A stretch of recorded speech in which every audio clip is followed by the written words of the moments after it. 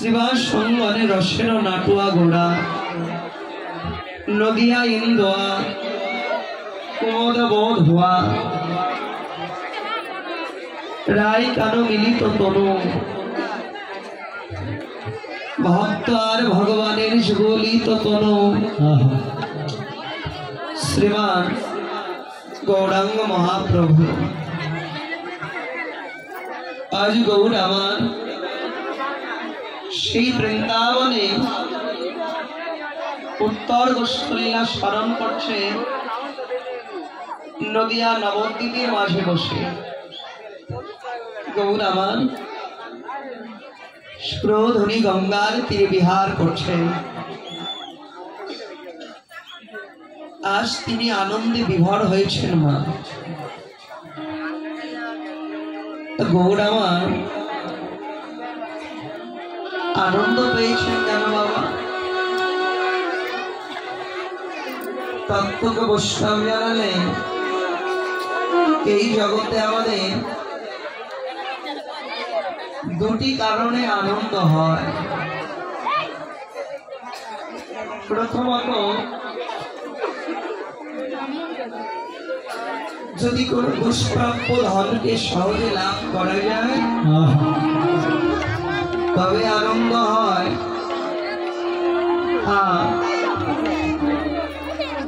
যদি দূরে গিয়ে বিদেশে গিয়ে নিজের স্বদেশের মানুষের সাক্ষাৎ পাওয়া যায় তবেই হৃদয়ে আনন্দ হয়। গৌরীর অন্তরে বাবা আজ আনন্দ হয়েছে।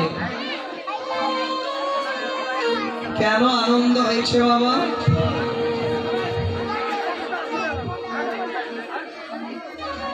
তিনি আজ ব্রজে যারা যারা সখাগণ ছিল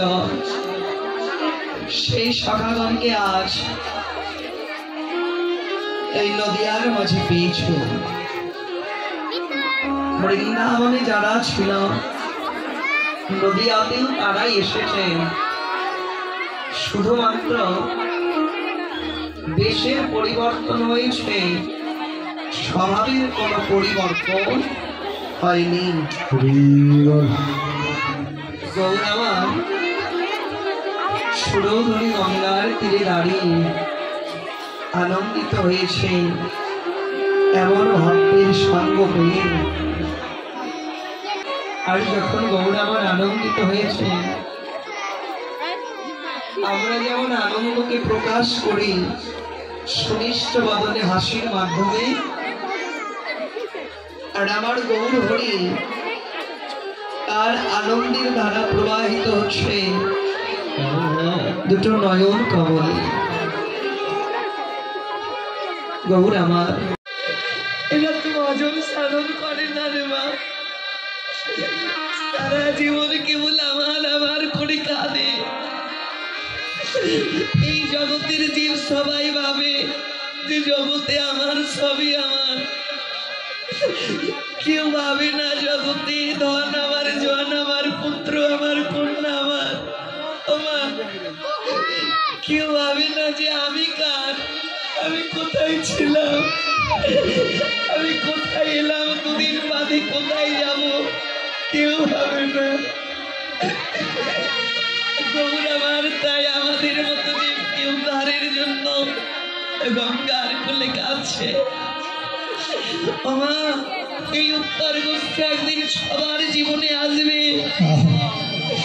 যেদিন দেহ ছেড়ে পরাণ পাখি উড়ে যাবে, যেদিন সঙ্গে কেউ যাবে না। মা এই জগতে কেউ যদি কারো আপন হয়, যেদিন তোমার দেহ থেকে পরাণ পাখিটা চলে যাবে,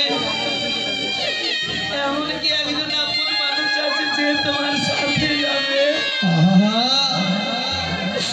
সুসময়ে সবাই বন্ধু হয়,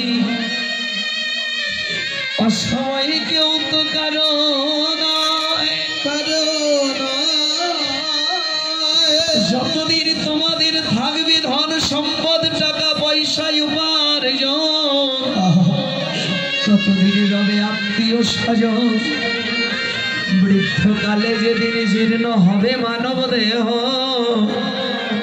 কেউ তোমারে জিজ্ঞাসা না করিবে কেহ, না করিবে কেহ। সেদিন পুত্র বলো কন্যা বলো সবাই সম্পত্তির ভাগী, সম্পত্তির ভাগী। অসময় নিদানের কালে একমাত্র গোবিন্দই সবই। সেদিন আমাদের গোবিন্দ বিনে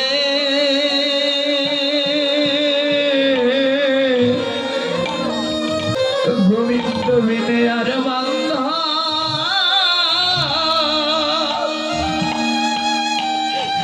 আমাদের বান্ধব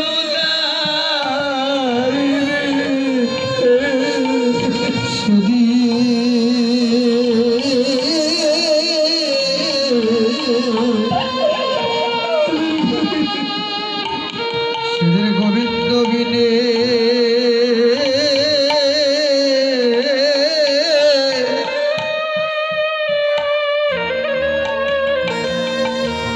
আর আমার বন্ধ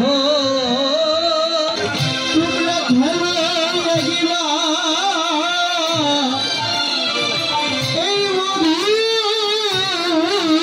খেলা। তোমাদের দয়া করবে সেই রোজের কালা আহা হরি বলায় আর বাহু তোলা। দয়া করে হরি বাবা বাহু তোলা। তোমরা খেলে লাগিবা এই মধুর খেলা। বলে রে হারো করে ভাগত মঙ্গলিয়া, তুমি বলি হারো করি ভাগত মঙ্গলি। খেলায় বিনোদ খেলা, বিনোদ শব্দের অর্থ নতুন। গৌর আমার একটি নতুন খেলা খেলছে, সুরধনী গঙ্গা পুরিনে দাঁড়িয়ে। কোন খেলা? হরি নামের খেলা। কোন খেলা? যেই খেলা খেললে থাকে না দেহের ত্রিতাপ জ্বালা, সেই খেলা। কোন খেলা? যেই খেলা খেললে এই জগতে আর কোনোদিন আসতে হয় না, সেই খেলা। তাহলে কোন খেলা? যেই খেলা খেললে একজন অমানুষ থেকে মানুষ হওয়া যায়, সেই খেলা। মানে কোন খেলা? যেই মানুষ থেকে যে কেউ যদি চরিত্রহীন হয়, যে চরিত্রবান হতে পারে, সেই খেলা। বাবা, আপনারা তো নারায়ণগঞ্জের মানুষ, অনেক বড় বড় হসপিটাল আছে আপনাদের পাশে, আছে না? আমরা আসলাম ইংরেজ বাংলা একটা হসপিটাল আছে নাকি? সেখানে আমার মনে বড় বড় ডাক্তারগণ বসেন নাকি? আমার কথাটা মন দিয়ে শুনবেন। আচ্ছা, ওই ডাক্তারগণরা যখন আসে, একটা মানুষের জটিল কঠিন যদি রোগ হয়, অপারেশন করে ভালো করতে পারে, পারে না? আমরা তো মানুষ, তাই না? যে যেমন আমার মতো অমানুষ আছে, আমার মতো ওই ডাক্তারগণরা অপারেশন করে অমানুষকে মানুষে পরিণত করতে পারবে? পারবে না, তাই না? পারবে কারা বাবা? পারবে এই যেমন ভক্ত সমাজ। এই হরি নামে এই যে মিলন মেলা বসেছে, জানেন বাবা? দেখবেন একটা মরিচা পড়া লোহা যদি থাকে, মরিচা পড়া লোহা যদি পড়ে থাকে, দেখবেন যদি পাথর থাকে সাথে, ঘষায় ঘষায় মরিচাটা কিন্তু সরে যায়, জানেন না? মরিচাটা সরে গিয়ে ওই লোহাটা উজ্জ্বল বর্ণ ধারণ করে, তাই তো? এই ভক্তির অঙ্গ স্পর্শে গৌর হরি কি এমন বুদ্ধি করতে পারতো না এই যে ভক্তের সাথে চেয়ারে চেয়ারে বসে কীর্তন শ্রবণ করবে? তিনি তাইলে পারতেন না। চেয়ারে বসে যদি কেউ কীর্তন শ্রবণ করে, একজন ভক্তের সাথে আর একজন ভক্ত আলিঙ্গন করতে পারবে না। একজন আছে অভক্ত, একজন আছে ভক্ত। ও বাবা, ওই অভক্ত যখন ভক্তির প্রেম আলিঙ্গন করে, ভক্তের সঙ্গে আলিঙ্গন করে, তখন কি হয় জানো? ওই ভক্তির অঙ্গস্পর্শে অভক্ত দিনে দিনে ভক্তি পরিণত হয়। একদল হারে, কিন্তু এই হরি নামের খেলায় বাবা হার বলে কোনো কথা নেই। খেলায় কেউ হারে না সবাই জিতে, খেলায় কেউ হারে না সবাই জিতে। যারা হরি নামে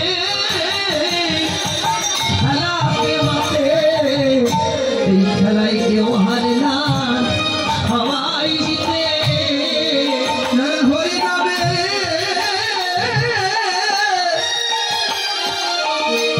খেলাতে মাতে, খেলায় কেউ হারে না সবাই জিতে। বলে আগে হয় রে তাদের জয়, বলে আগে হয় রে তাদের জয়। বলে আগে হয় রে তাদের জয়। আগে হয় রে কৃষ্ণ নাম, এই নাম যেন আমি করতে করতে জীবনের অন্তিম সময় পর্যন্ত আমি বিদায় নিয়ে যেতে পারি। ব্রহ্মা জন্ম নিল হিন্দুর ঘরে, উজ্জ্বলা দেবীর ঘরে। জন্মের পরে তার বাবা মারা যায়। তৎকালীন সময় ছিল সতীদাহ প্রথা। যদি কোনো নারী স্বামী মারা যেত, মা স্বামীর জ্বলন্ত চিতায় স্ত্রীকেও পুড়িয়ে মেরে ফেলা হতো। তাহলে উজ্জ্বলা দেবীর স্বামীর চিতায় উজ্জ্বলা দেবীকে সমাজের লোক মিলে পুরাই ছাই করে দিল। ওই যে কোলের ছেলে, ওই ছেলেটা পড়ে আছে ধুলার মাঝে, কেউ কোলে নিল না। অবশেষে কোলে নিল একজন জবন মুসলিম, নাম হলো তার হবিউল্লাহ মিয়া। ওই ছেলেটিকে একদিন দুদিন করে বড় করে তুলল। আজ ওই ছেলেটির বয়স হয়েছে 5 বছর। আমি কিন্তু আজকের কথা বলছি না, প্রায় 5,500 বছর আগের কথা বলছি। যখন জন্ম নিল ধীরে ধীরে বড় হতে লাগলো। যখন ধীরে ধীরে বড় হতে লাগলো, আমার বন্ধু বান্ধব সবাই খেলে জাগতিক জগতের খেলা। আর ওই ছেলেটি সে জাগতিক জগতের কোনো খেলা খেলেনি, সে খেলে হরি নামের খেলা, হরিবল হরিবল কৃষ্ণ নামের খেলা। বাবা, একজন জবনের ছেলে যদি হরিনাম করে সমাজ তো মেনে নেয় না। বন্ধু বান্ধব বলছে, হারেশ তুই যদি হরিনাম করিস তবে কিন্তু ওই কাজীর দরবারে গিয়ে আমরা নালিশ দেব, তোর কিন্তু শাস্তি হবে। হরিনাম ছাড়। বলছে আমি পারবো না হরিনাম ছাড়ে।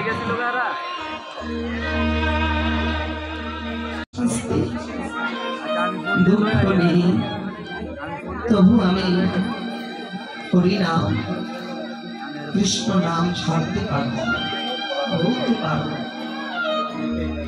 ভাগবত জানা নেই, এই হরিনামের রসনায় যে একবার ডুবে যায়, হরিনাম যদি সে ছেড়েও দেয়, হরিনামে কোনোদিন ছাড়ে না। যেমন আপনাদের আজ টেনে নিয়েছে নববৃন্দাবনে এই ভক্তির বাজারে, কেন? আপনারা হরিনামকে ভালোবাসেন, তাই আপনাদের নিয়ে এসেছে এই হরিনামের বাজার। ওই ছেলেটিকে ধরে নিয়ে গেছে। হরিশ হরিশ, শুনলাম তুমি নাকি হরিনাম করো, তুমি নাকি কৃষ্ণ নাম করো, কেন করো? বলে আমার বড্ড ভালো লাগে, তাই তো হরিনাম করি।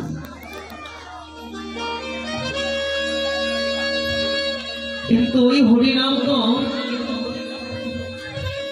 হিন্দু ভাইদের হরিনাম, তুমি কেন করবে?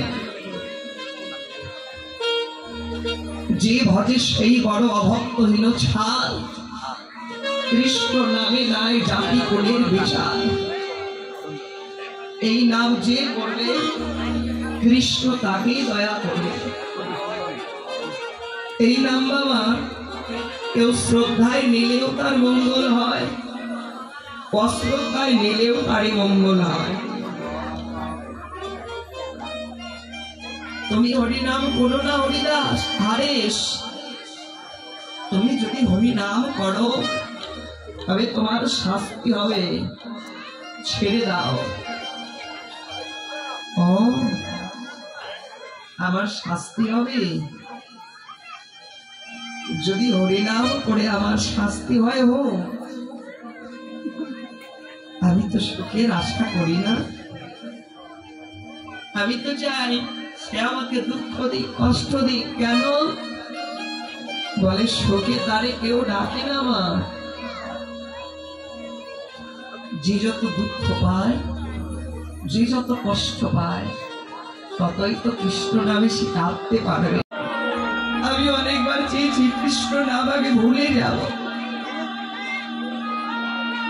এই কৃষ্ণ নাম আমি যতবার ভুলে যেতে চাই ততই বেশি কৃষ্ণ নাম আমার মনে পড়ে। তবে তোমার শাস্তি হবে কি? পান্ডুয়ার বাজারের বিত্রাঘাত একটি বৃক্ষের সঙ্গে বেঁধে একটা একটা করে বিত্রাঘাত করছে আর বলছে হরিনাম ছাড়।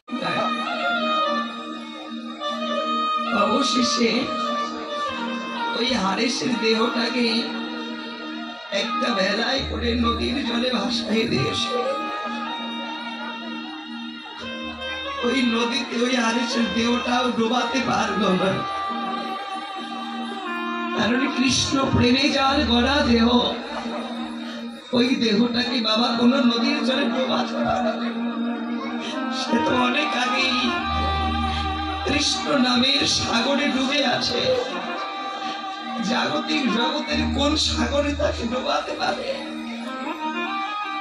পারে না। ওই দেহটি ভাসতে ভাসতে এলো শান্তিপুর গঙ্গা বক্ষে। যে শান্তিপুর গঙ্গার বক্ষে বাবলা তলায় বসে অদ্বৈত ঠাকুর হরিনাম করছে। হরিনাম শ্রবণ করে অদ্বৈত দৌড়ে গেছে। দৌড়ে গিয়ে ওই হারেসের দেহটাকে বক্ষ মাঝে জড়াই ধরেছে। কেড়ে তুই এমন মধুর সুরে হরিনাম করছিস, বল না কে তুই? ও আমার নাম হারেস। আপনি যে আমায় ছুঁয়ে দিলেন, আপনি অপবিত্র হলেন না, আমি যে মুসলিম। অদ্বৈত সেদিন বলেছিলে যে জন হরিনাম করে, যে জন কৃষ্ণ নাম করে, এই জগতের কোন পাপ তাকে অপবিত্র করে দেবে এমন পাপ জগতে নেই।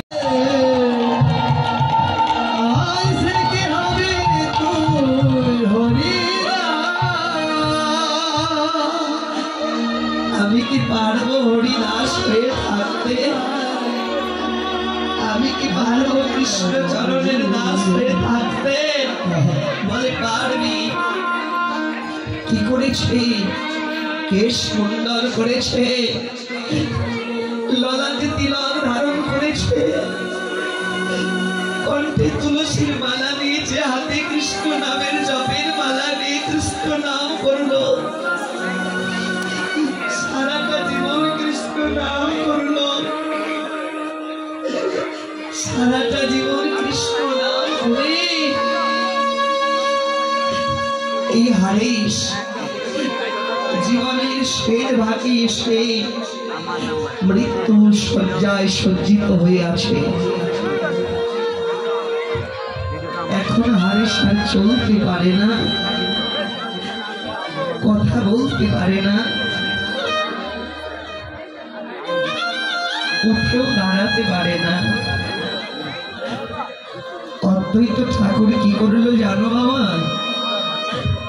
অদ্বৈত ঠাকুর হরিদাসের জন্য প্রসাদ নিয়ে এলো। হরিদাস বলছে, ওরে আমি আর ওই প্রসাদ সেবা করবো না, কারণ আমাকে তো বিদায় নেবার যেতেই হবে, প্রসাদ সেবা করে আমি কি করব? অদ্বৈত, তুমি আমার প্রতি যদি দয়া করতে চাও, তুমি যাও গিয়ে আমার গৌরহরিকে পাঠাও। আমার জীবনের অন্তিম সময়ে আমি গৌরকে দেখে দেখে যেন আমার দেহ থেকে প্রাণটা ত্যাগ করতে পারি। গৌরহরি ছুটে আসলো মা। অদ্বৈত দাঁড়িয়ে আছে। গৌরহরি হরিদাসকে প্রশ্ন করছে, হরিদাস আসছো কেন?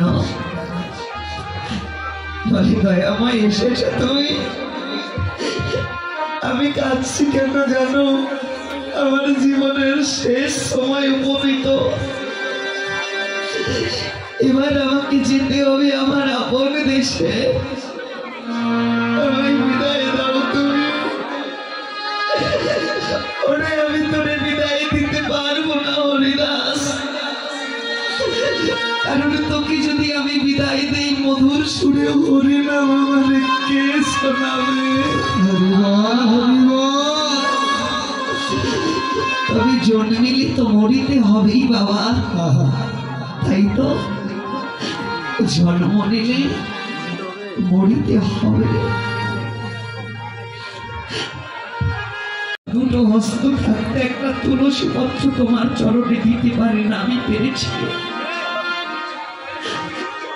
আবার অনেকে আছে বদন থাকতে একদিনও হরিবল বলতে পারে না, আমি পেরেছি। অনেকে পারে না দুই বাহু দিয়ে হেঁটে হেঁটে ভক্তের সঙ্গ করতে, আমি পেরেছি। আমি জীবনে আর কিছু চাই না রে। না রে হরিদাস, আমি তোরে কিছু দিতে চাই, কিছু চেয়ে নে। তবে তুমি আমায় কথা দাও, আমি যা চাইবো তুমি তাই দেবে। হ্যাঁ, আমি তাই দেব, কি চাস? তবে শুনে যাও,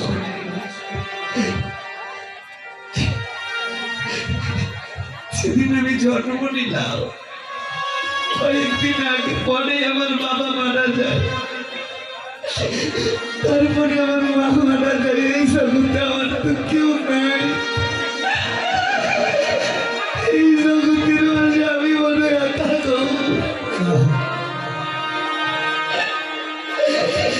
কিন্তু শাস্ত্র মতে কেউ মারা গেলে তার পুত্র নাকি তার মুখাগ্নি করে দেয়।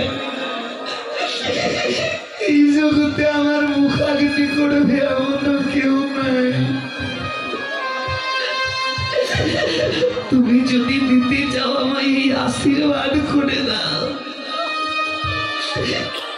যেদিন আমার আপন বলে কেউ থাকবে না, সেদিন আমার কৃষ্ণ বলা পাখি উড়ে যাবে, যেদিন মরা হলে আমার কেউ ছুবে না, সেদিন আর চিতার আগুনে জ্বালায় পুরাই ছাই করে দেবে, সেদিন কি তুমি আমার ভাই হতে পারবে? সেদিন কি তুমি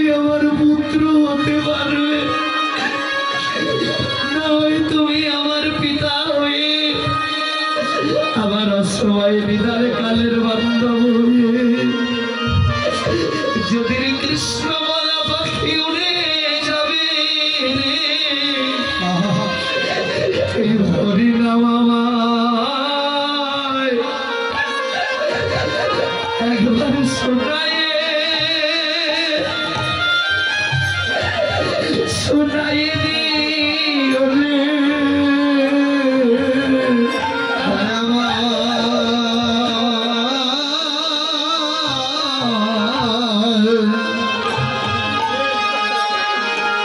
হরি না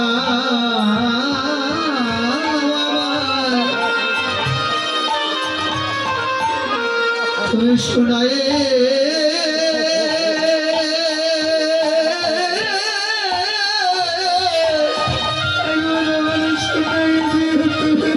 একবার শোনায় দিও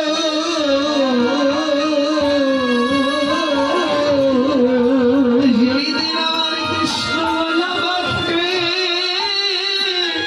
হরিবল হরিবল যেদিন বিদায় নিবে এই হরিনাম আমার শোনা